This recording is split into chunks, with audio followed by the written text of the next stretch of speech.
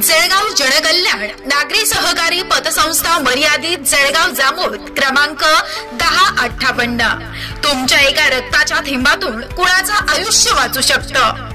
संस्थेच्या रौप्य महोत्सवी वर्षानिमित्त आयोजित प्रथम पुष्प भव्य रक्तदान शिबिर।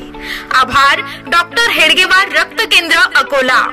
आयोजक जनकल्याण परिवार।